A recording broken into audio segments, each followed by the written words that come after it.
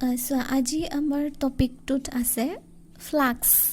okay flux spelling FLUX ফ্লাক্সটো আমি কিহেৰে ইণ্ডিকেট কৰিম ফ্লাক্স মানে actually electric flux only flux নহয় ফ্লাক্স বেলেগতো পাবা যে ইলেক্ট্ৰিক ফ্লাক্স ওকে সো এইটো আমি ইণ্ডিকেট কৰিম ফাই তো এতিয়া ইলেক্ট্ৰিক ফ্লাক্সটো বুজি পোৱাৰ আগত আমি বুজি পাব লাগিব যে এৰিয়েল ভেক্টৰ কি বস্তু ঠিক আছে তো এৰিয়েল ভেক্টৰ মানে কি এৰিয়েল ভেক্টৰটো কোনটো ৱৰ্ডৰ পৰা আহিছে এৰিয়া ৱৰ্ডৰ পৰা আহিছে ফাৰ্ষ্টত আহিছে এৰিয়া এৰিয়াৰ পিছত আহিব Ariel vector okay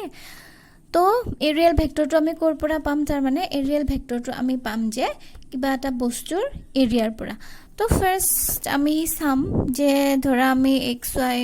Z Cartesian axis এটা আমি ড্ৰ কৰি লৈছো ইয়াত মই এটা ৰেক্টেংগল ড্ৰ কৰিছো ওকে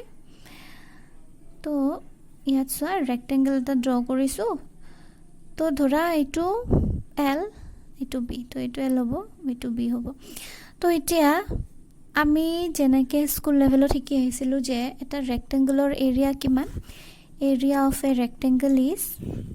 দৈৰ্ঘ্য into প্ৰস্থ দিক into প্ৰস্থ মানে L into B length into breadth তো এতিয়া চোৱা এইটো আছিল আমি যেটো বস্তু কো ঠিকি আহিছিলো স্কুলত ঠিকি আহিছিলো ন স্কুল লেভেল তো এতিয়া সবা এৰিয়েল ভেক্টৰ বুলি কৈছে মানে এৰিয়াটো এটা কি কোয়ান্টিটি এৰিয়াটো এটা ভেক্টৰ কোয়ান্টিটি ওকে তো এতিয়া সবা আমি এতিয়া স্কুল লেভেলত কে অলপ হায়াৰ ক্লাছত যাব লাগিব তো এতিয়া যেহেতু আমি হায়াৰ ক্লাছত পঢ়ি আছো এতিয়া আমি এটো অলপ কি পঢ়িব লাগিব অলপ বেলেগকে পঢ়িব লাগিব ধৰিলো এটো ৰেক্টেংগলৰ নাম দি দিছা A B C এটো ধৰা O তো এতিয়া A B C O ৰেক্টেংগলৰ এৰিয়া কি হ'ব area of A B C O সোয়া ভেক্টৰ এৰিয়েল ভেক্টৰ বুলি কৈছো গটিকে এৰিয়াটো মই কৈছো যে এটা ভেক্টৰ কোয়ান্টিটি তো কেনেকে ভেক্টৰ কোয়ান্টিটি এৰিয়াটো কেনেকে লিখে সদায় ক্ৰস প্ৰডাক্ট ইউজ কৰি লিখে দ্যাট মিন্স তুমি L into B লোৱা A B আমি একচুয়ালি কি লিখো A B into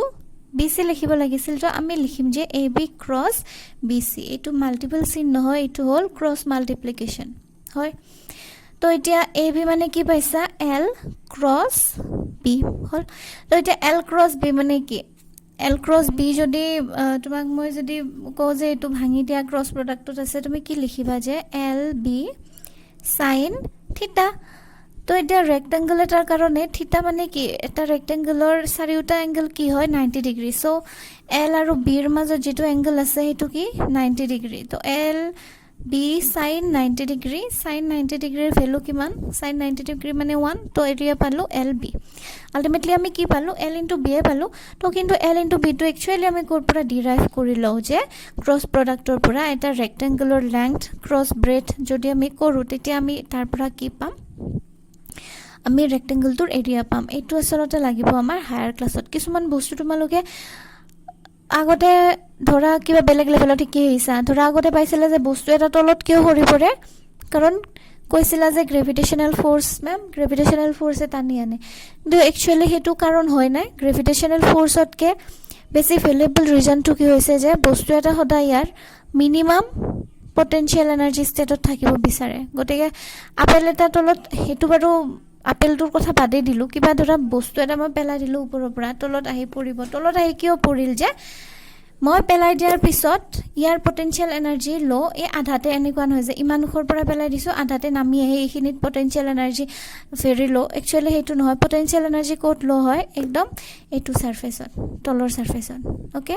তো মই এৰি দিছো টেবুলৰ ওপৰত পৰিছে তাৰ মানে এই পেনটোৰ পটেনশিয়াল এনাৰ্জিটো কোট লো হ'ব ইয়াতে তো মই জাস্ট এনে এটা কৈ দিলু যে এইটো তোমালোকে হায়াৰ ক্লাছত কিয় ক্ৰস হিচাপে পঢ়িব লগা হল তো কিছুমান বস্তু তোমালোকে জেনাৰেলি পঢ়ি আহিছা তো এতিয়া আমি গম পালো যে এৰিয়া এটা ভেক্টৰ কোয়ান্টিটি তো এৰিয়া এটা ভেক্টৰ কোয়ান্টিটি এৰিয়েল ভেক্টৰ এৰিয়াটো যদি তুমি ভেক্টৰত লোৱা হেতু কি হ'ব এৰিয়েল ভেক্টৰ তো এতিয়া এটা কথা কোৱা যে মই তোমালোকক ফাৰ্স্ট ইয়াৰত বুজাইছো তোমালোকৰ কিমান মনত আছে নাজানো ধৰি লোৱা যে এইখন এখন সাৰফেস লৈছো ধৰা ইয়াত দুটা ভেক্টৰ আছে এটা এইটো ভেক্টৰ এটা এইটো ভেক্টৰ আৰু আমি এই ভেক্টৰ দুটাৰ কি কৰিছো ক্ৰছ মাল্টিপ্লিকেশ্যন কৰিছোঁ ধৰা হ'ল এ এটা ভেক্টৰ মাজত এটা এংগল কৰি আছে দেখা পাইছা ওকে ধৰা এই বহীখনৰ ওপৰতে মই লৈছোঁ দুটা ভেক্টৰ এইটো এ ভেক্টৰ এইটো বি ভেক্টৰ এ আৰু বি ভেক্টৰে নিজৰ মাজত থিটা ডিগ্ৰী এংগল কৰি আছে তো মই যদি এতিয়া এ ভেক্টৰ আৰু বি ভেক্টৰৰ মাজত ক্ৰছ মাল্টিপ্লিকেশ্যন লওঁ ক্ৰছ মাল্টিপ্লাই কৰোঁ তেন্তে কি পাম এ বি সাইন থিটা পাম of course A cross B মানে কিবা এটা আমি ভেক্টর কোয়ান্টিটি পাম কারণ আমি কি শিকি আহিছো যে দুটা ভেক্টর যদি আমি ক্রস মাল্টিপ্লাই কৰো তেন্তে আমি এটা কি পাও ভেক্টৰ পাও ডট মাল্টিপ্লিকেশন কৰিলে আমি এটা স্কেলাৰ প্ৰডাক্ট পাও তো ধৰা হল যে r equal to a cross b সৰি r equal to a cross b তাৰ মানে a আৰু b ক্ৰস প্ৰডাক্ট কৰি আমি কি ভেক্টৰ পাইছো r ভেক্টৰ পাইছো তো এটা r ভেক্টৰৰ ডাইৰেকশন থাকিব because a আৰু b ক্ৰস প্ৰডাক্ট কৰাৰ পিছত যেটো ভেক্টৰ কোয়ান্টিটি পাও হেতু এটা কি হয় ফ্যাক্টৰে হয় তো এতিয়া r যেটো ভেক্টৰ পাম a ক্ৰস b কৰি এই r ভেক্টৰটোৰ এটা কি থাকিব ডাইৰেকশন থাকিব কাৰণ ভেক্টৰ মানে কি ডাইৰেকশন থাকে ভেক্টৰৰ হয় না তো এতিয়া ধৰা এটো আছিল a ভেক্টৰ এটো আছিল b ভেক্টৰ ইহত দুটা ক্ৰস মাল্টিপ্লিকেশন কৰি আমি যেটো r ভেক্টৰ পাম এই r ভেক্টৰৰ ডাইৰেকশনটো কোনফালে হ'ব always perpendicular to both of them এইটো যদি a ভেক্টৰ হয় এইটো যদি b ভেক্টৰ হয় তেন্তে a আৰু b ক্ৰস প্ৰডাক্ট কৰি পোৱা যেটো নতুন ভেক্টৰ হে ভেক্টৰটো কাৰ দুয়োটাৰে পাৰপেন্ডিকুলাৰলি থাকে দেখা পাইছা নে সোয়া এই দুটা এনেকে আছে এইটো পাৰপেন্ডিকুলাৰলি আছে কিহৰ পাৰপেন্ডিকুলাৰলি a ৰ পাৰপেন্ডিকুলাৰলি থাকিব আৰু b ৰ পাৰপেন্ডিকুলাৰলিও থাকিব এটা এনেকুৱা নহয় যে আপওয়াৰ্ড ডাইৰেকশনত থাকিলে পাৰপেন্ডিকুলাৰ হ'ব ব্যাকওয়াৰ্ড ডাইৰেকশনতো হ'ব পাৰে হয়তো পেনটো এনেকে থাকিব নহলে পেনটো এনেকে থাকিব বুজি পাইছা নে আলটিমেটলি পাৰপেন্ডিকুলাৰ হৈ থাকিব কাৰ পাৰপেন্ডিকুলাৰ একে টাইমতে both of them perpendicular to both of them okay perpendicular to both of vector a and b তো এতিয়া এরিয়াল ভেক্টর কৰি এই দুটাৰ তুমি ক্ৰস মাল্টিপ্লিকেশন কৰি যেটো ভেক্টৰ পাবা হে ভেক্টৰটো কি হিচাপে থাকিব ইয়াৰ কি হৈ থাকিব পাৰপেন্ডিকুলাৰ হৈ থাকিব ঠিক আছে মানে যদি এটা এনেকে আছে এটা যদি এনেকে আছে তেন্তে এইটো কোনফালে থাকিব এইটো ডাইৰেকশনত থাকিব আৰু এইটো ডাইৰেকশনত কি এক্সিস থাকে জেড এক্সিস থাকে তুমি মুঠতে বুজি লোৱা যে তুমি জি এৰিয়া নুলুৱা কিয় ধৰা এইটো এটা তুমি সাৰ্কেল এটা আঁকি লৈছা এই সাৰ্কেলটোৰ এৰিয়াল ভেক্টৰ উলাব দিম তো তুমি সাৰ্কেলটোৰ এৰিয়া উলাবা এট ফাৰ্স্ট তো সাৰ্কেলটোৰ এৰিয়া জি নোপোৱা কিয় এতিয়া এই সাৰ্কেলটোৰ প্লেন হৈছে এইখন ধৰা সাৰ্কেলটোৰ প্লেনখন আছে বহিৰ প্লেনৰ ওপৰতে পাৰা আছে বুজি পাইছা না বহিটোৰ যিখন প্লেন সাৰ্কেলটোৰ সেইখনে প্লেন এনেকৈ আছে সাৰ্কেলটোৰ প্লেনখন তো ইয়াৰ ওপৰত এৰিয়াল ভেক্টৰৰ ডাইৰেকশন কি হ'ব পাৰপেন্ডিকুলাৰ টু দিস হয় ওপৰ ফালে থাকিব নহলে পাৰপেন্ডিকুলাৰলি তল ফালে থাকিব হল তো এটো আছিল আমাৰ 2 ডাইমেনশনাল কথা হয় তো এতিয়া যদি আমি 3 ডাইমেনশনাল পঢ়ো 3 ডাইমেনশনাল কি হ'ব 3 ডাইমেনশন কেতিয়া আহে কিউবৰ ক্ষেত্ৰত আহে ন ধৰা আমি এটা কিউব আঁকি ললো এই কিউবটো কি হ'ব আমাৰ 3 ডাইমেনশনাল কিউব হ'ব তো এটো এটা মই কিউব এটা ড্ৰ কৰি লৈছো আৰু ইয়াৰ প্লেন কেইখন আছে 6খন প্লেন আছে ওকে তো এতিয়া একদম ওপৰৰ প্লেনখন চোৱা এই প্লেনখনৰ কথা ভাবা এই প্লেনখনৰ যদি মই এৰিয়াল ভেক্টৰ উলাব লাগে মই কি কৰিম এই প্লেনখনৰ এটা এৰিয়াটো উলাম তো এৰিয়াটো উলাই ইয়াৰ এৰিয়াল ভেক্টৰ ক'ত থাকিব ইয়াৰে পাৰপেন্ডিকুলাৰলি থাকিব ইয়াৰ পাৰপেন্ডিকুলাৰলি থাকিব এনেকে হয় কিন্তু এনেকুৱা নহয় যে ওপৰ ফালে থাকিব কি থাকিব এটা ডাউনৰ ডাইৰেকশনটো এটা থাকিব হয় ডাউনৰ ডাইৰেকশনত এটা এৰিয়াল ভেক্টৰ থাকিব আপাৰ ডাইৰেকশনত এটা এৰিয়াল ভেক্টৰ থাকিব সেম এই তলৰ প্লেনখন চোৱা তলৰ প্লেনখনৰো কি এটা ভেক্টৰ এৰিয়াল ভেক্টৰ তলৰ ফালে থাকিব এটা ওপৰ ফালে এৰিয়াল ভেক্টৰ মানে কি আলটিমেটলি কি বুজি পালো যে এখন প্লেনৰ যদি এৰিয়াল ভেক্টৰ উলাব লাগে এৰিয়াল ভেক্টৰৰ ডাইৰেকশন কি হ'ব পাৰপেন্ডিকুলাৰ টু দা প্লেন ওকে তো এতিয়া যদি আমি এনেকুৱা এটা ক্লোজ সাৰফেস লও যদি 3D এলিমেন্টস হ'ব লাগে হেতু অলৱেজ ক্লোজ হ'বই লাগিব হয় না নহয় বল এটাৰ কথাই ভাবা সাৰ্কেল এটা বেলেগ আৰু বল এটাৰ কথা ভাবা বলটো এটা কি 3D অবজেক্ট বাট সাৰ্কেলটো এটা 2D অবজেক্ট এটা তুমি যদি বল এটা কনসিডাৰ কৰা এনেকুৱা ধৰা গোল যদি বল এটা কনসিডাৰ কৰা এইখিনি মানত যদি এৰিয়াল ভেক্টৰ উলাব লাগে কি হ'ব এই তাৰ পাৰপেন্ডিকুলাৰলি এটা এনেকে থাকিব ভিতৰ ফালে দি এটা থাকিব এটা কথাটো হল যে যেতিয়া আমি 3D এলিমেন্টস এটা সাম আৰু তাৰ বেলেগ বেলেগ এৰিয়াৰ ওপৰত আমি যেতিয়া এৰিয়াল ভেক্টৰ লম তেতিয়া আমি যিকেটা ভিতৰৰ ফালে থাকিব ভিতৰৰ ফালে থকা এৰিয়াল ভেক্টৰ কেটা আমি অলৱেজ নেগলেক্ট কৰিম বুজি পাইছা এখন প্লেনৰ পৰা সোৱা 6খন প্লেন আছে এখন প্লেনৰ পৰা দুটাকে এৰিয়াল ভেক্টৰ উলাই আছে আমি কি কৰিম অনলি বাহিৰৰ এৰিয়েল ভেক্টৰ কেইটা কনসিডাৰ কৰিম যিকেইটা ভিতৰৰ এৰিয়েল ভেক্টৰ থাকিব সেইকেইটা আমি কনসিডাৰ নকৰো তো ছয়খন প্লেনৰ পৰা কি পাম ছয়টা এৰিয়েল ভেক্টৰ পাম ডাইৰেক্টেড টুৱাৰ্ডছ আউটসাইড ন আউটসাইডৰ ফালে যিকেইটা ডাইৰেক্ট কৰি থাকিব যিকেইটা ইনৱাৰ্ডৰ ফালে ডাইৰেকশন থাকে সেইকেইটা আমি নেগলেক্ট কৰিম মই কৈছে তো কিউবৰ কোন ফালে থাকিব চোৱা এখন প্লেনৰ কাৰণে এৰিয়েল ভেক্টৰ পাম ইফালে ভিতৰটো আমি নেগলেক্ট কৰিম ওকে এটা কিউবৰ ক্ষেত্ৰটো এৰিয়েল ভেক্টৰ বুজি পালা আৰু টু ডাইমেনশনাল বস্তু এটাৰ ক্ষেত্ৰটো তোমালোকে এৰিয়েল ভেক্টৰ বুজি পালা এইখিনি আছিল এৰিয়েল ভেক্টৰ তো তোমালোকে এৰিয়েল ভেক্টৰৰ ফৰ্মুলাটো লিখি লবা যে areal vector of a surface is a vector whose magnitude is equal to the surface area of the surface and direction is normally outward তোমালোকে ভিডিওটো পজ কৰি কৰি এই ফৰ্মুলাটো লিখি লবা মই লিখি নাই দিয়া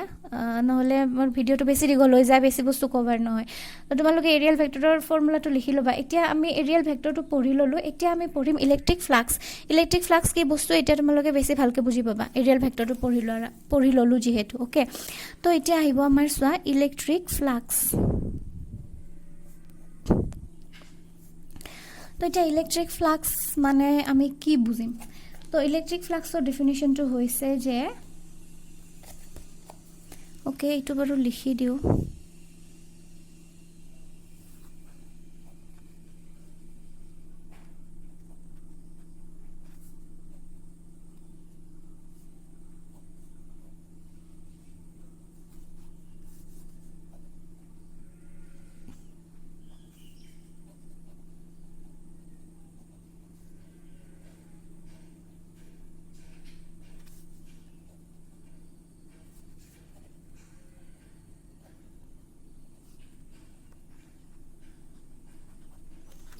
এৰিয়েল ভেক্টৰৰ ফৰ্মুলাটো কি দিছো যে number of electric lines of force মানে তো কি বুজি পোৱা মই ইলেক্ট্ৰিক লাইনস অফ ফোৰ্সৰ ক্যাৰেক্টাৰ্স বিলাক পঢ়াইছো ইলেক্ট্ৰিক লাইনস অফ ফোৰ্স কৰ পৰা ওলাই আমি যেতিয়া ইলেক্ট্ৰিক ফিল্ড এখন পাম ইলেক্ট্ৰিক ফিল্ডত কি পাম ইলেক্ট্ৰিক লাইনস অফ ফোৰ্স পাম তো the number of electric lines of force passing through a given surface নৰমালি তাৰ মানে এখন সাৰফেসৰ মাজেৰে নৰমালি শব্দটোৰ মিনিং কি লম্বভাৱে মানে এখন সাৰফেসৰ মাজেৰে লম্বভাৱে যিমানডাল ইলেক্ট্ৰিক লাইনস অফ ফোৰ্স পাৰ হৈ যাব হেইটোৱে হ'ব কি ইলেক্ট্ৰিক ফ্লাক্স কথাটো কেনেকুৱা তুমি ইয়াত সাৰফেস এখন লৈছা ঠিক আছে আৰু ইয়াত তুমি ইউনিফৰ্ম ইলেক্ট্ৰিক ফিল্ড এখনত ৰাখিছা ধৰা এনেকে তোমাৰ লাইনস অফ ফোৰ্স বিলাক ধৰা এনেকে পাৰ হৈ আছে এনেকে তো সোৱা ইয়াত এই সাৰফেসখনৰ মাজেৰে কেইডাল ইলেক্ট্ৰিক লাইনস অফ ফোৰ্স পাৰ হৈ গৈছে এইডালো গৈছে অলপ তো এডাল দুডাল তিনিডাল পাৰ হৈ গৈছে ন বহুতটো ইলেক্ট্ৰিক ফিল্ড লাইনস থাকিব এনেকে ন এই সাৰফেসটোৰ মাজেৰে কেইডাল পাৰ হৈ গৈছে সোৱা 1 2 3 নাম্বাৰস অফ লাইনস অফ ফোৰ্স এইবিলাক হৈছে লাইনস অফ ফোৰ্স গটিকে এই সাৰফেসখনৰ কাৰণে ফ্লাক্স কিমান হ'ব ফ্লাক্স হ'ব 3 বুজি পাইছা এতিয়া যাবা ধৰা বেলেগ এখন ইলেক্ট্ৰিক ফিল্ড ললো যত নেকি একদম যাৰ মানে ইলেক্ট্ৰিক ফিল্ড লাইনসৰ ডেন্সিটিটো বহুত বেছি সোৱা দেখাতে গম পায় ইয়াত ইলেক্ট্ৰিক ফিল্ড লাইনসৰ ডেন্সিটি বহুত বেছি আৰু এইটো ক্ষেত্ৰত ইলেক্ট্ৰিক লাইনস অফ ফোৰ্সৰ ডেন্সিটি বিলাক কম সংখ্যক আছে হয় না বেছি ঘনকে নাই পাতলকে আছে ইলেক্ট্ৰিক লাইনস অফ ফোৰ্স বিলাক ইয়াত সোৱা একদম পুৰা চাপি কুচি আছে বহুত আছে একদম তো ইয়াত যদি তুমি এখন সারফেস ড্ৰ কৰা তেন্তে ইয়াৰ মাজেৰে কিমানটা লাইনস অফ ফোৰ্স গৈছে সোৱা 1 2 3 4 5 ইয়াত গৈছিল তিনিটা লাইনস অফ ফোৰ্স ইয়াত গৈছে পাঁচডাল লাইনস অফ ফোৰ্স বুজি পাইছানে তাৰ মিনিং কি যে যদি ইলেক্ট্ৰিক ফিল্ডখনৰ ইলেক্ট্ৰিক লাইনস অফ ফোৰ্সৰ যদি ডেন্সিটিটো বেছি হয় ইয়াত সোৱা ইলেক্ট্ৰিক ফিল্ডৰ বা ইলেক্ট্ৰিক লাইনস অফ ফোৰ্সৰ ডেন্সিটিটো কম গতিকে এৰিয়া এখনৰ মাজেদি পাৰ হৈ যোৱা লাইনৰ সংখ্যাও কম আৰু ইয়াত ইলেক্ট্ৰিক ফিল্ডৰ ডেন্সিটিটো বেছি সেই কাৰণে সোৱা বেছি ইফালে যদি আৰু তুমি একে ডেন্সিটিত আকৌ বেছিকে পাৰ হৈ গল সোৱা হয় না তাৰ মানে যদি ইলেক্ট্ৰিক লাইনস অফ ফোৰ্সৰ ডেন্সিটিটো বেছি হয় তেন্তে এৰিয়া এখনৰ মাজেদি পাৰ হৈ যোৱা ফ্লাক্স কি হ'ব বেছি হ'ব এটা ইলেক্ট্ৰিক ফ্লাক্সৰ ফিজিক্যাল যেটো এপিয়াৰেন্স হেতু গম পাইছা না ফিজিক্যাল এপিয়াৰেন্স মানে কি মই কৈছো যে সব বস্তু ফিজিক্সৰ বস্তুবিলাক ফিজিক্যালি ভাবি চাবা গুটে আমাৰ ৰিলেটেড বস্তু এনেকুৱা নহয় যে তুমি ইমাজিন কৰি পঢ়িব লাগিব তো এতিয়া ইলেক্ট্ৰিক ফ্লাক্স মানে হৈছে কি ধৰা তুমি ইলেক্ট্ৰিক ফিল্ড এখন আছে ইলেক্ট্ৰিক ফিল্ড আছে মানে ইলেক্ট্ৰিক লাইনছ অফ ফ'ৰ্চ আছে কৰবাত বেছি ঘনকে থাকিব কৰবাত পাতলকে থাকিব তাত তুমি তোমাৰ এৰিয়াখন পেলাই থৈ দিলা তোমাৰ এৰিয়াটো এনেকে পেলাই থৈ দিলা তাৰ পিছত চালা যে তাৰ মাজেদি কেইডাল লাইনছ অফ ফ'ৰ্চ পাৰ হৈ গৈছে ইয়াত চোৱা 4ডাল পাৰ হৈ গৈছে তো যিমানডাল পাৰ হৈ যাব সিমানে হেতুৱে হৈছে কি ফ্লাক্স 4ডাল পাৰ হৈ গৈছে ফ্লাক্স 4 3ডাল পাৰ হৈ গৈছে ফ্লাক্স 3 ঠিক আছে এটো বুজি পাইছা তো এতিয়া চাবা আমি তাৰ মানে কি পালো যে এতিয়া ইলেক্ট্ৰিক ফ্লাক্স ফাই কিহৰ ওপৰত ডিপেন্ড কৰে ফাই ডিপেন্ড কৰে ইলেক্ট্ৰিক ফিল্ড ইন্টেন্সিটিৰ ওপৰত সোয়া ইলেক্ট্ৰিক ফিল্ড ইন্টেন্সিটি যিমানে বেছি হ'ব হিমানে ইলেক্ট্ৰিক লাইনছ অফ ফ'ৰ্স নাম্বাৰ বেছি হ'ব যিমানে ইলেক্ট্ৰিক লাইনছ অফ ফ'ৰ্সৰ নাম্বাৰ বেছি হ'ব মানে কি ডেন্সিটিটো যিমানে বেছি হ'ব হিমানে ফ্লাক্স বেছি হ'ব ইয়াত সোয়া ডেন্সিটিটো যিমানে বেছি হ'ল ফ্লাক্স হিমানে বেছি গতিকে কিহৰ ওপৰত ডিপেন্ড কৰে ইলেক্ট্ৰিক ফ্লাক্স ফাইৰে বুজাও বুলি মই কৈছোৱে ইলেক্ট্ৰিক ফ্লাক্স ডিপেন্ড কৰে ইলেক্ট্ৰিক ফিল্ড ইন্টেন্সিটিৰ ওপৰত এটো যিমানে বঢ়াই দিবা ইলেক্ট্ৰিক ফ্লাক্স হিমানে বেছি হ'ব আৰু কাৰ ওপৰত ডিপেন্ড কৰে চাবা এই এৰিয়াটো ইমান ডাঙৰ লৈছা এটা এৰিয়াটো যদি তুমি ইমান মস্ত এৰিয়া যদি লোৱা এইটো এৰিয়া তুমি এবাৰ নাই বুলি ভাবা যে মই এখন বহুত ডাঙৰ এৰিয়া লম ডাঙৰ এৰিয়া লৈছা মানে কি চোৱা বেছিকে লাইনছ অফ ফ'ৰ্স পাৰ হৈ গৈছে গতিকে ফ্লাক্সটো বেছি হ'ব হয় না তাৰ মানে এইটো আৰু কিহৰ ওপৰত ডিপেন্ড কৰে এটা হৈছে ইলেক্ট্ৰিক ফিল্ড ইন্টেন্সিটি আৰু এটা হৈছে এৰিয়াৰ ওপৰত ডিপেন্ড কৰে বুজি পাইছানে গতিকে ফ্লাক্স ডিপেন্ড কৰে ইয়াৰ এই দুটা বস্তুৰ ওপৰত গতিকে ইলেক্ট্ৰিক ফ্লাক্সৰ যেটো ফৰ্মুলা হেতু হৈছে E * A কিন্তু এটা কথা চাবা যে আমাক এই ফৰ্মুলাটো কৈছে যে the number of electric lines of force passing through a given surface normally এতিয়া তুমি ধৰা এনেকে এখন সাৰফেস ইয়াত এখন সাৰফেস এখন লৈছা ইয়াত সাৰফেস এখন লৈছা এইকেইডাল সব নৰমালি পাৰ হৈ গৈছে সোয়া সব নৰমালি কিন্তু ইলেক্ট্ৰিক লাইনছ অফ ফ'ৰ্স যদি এনেকে বেকাকে যদি পাৰ হৈ যায় বেকাকে পাৰ হৈ গলে হ'ব নে ধৰা এইখন এখন সাৰফেস লৈছা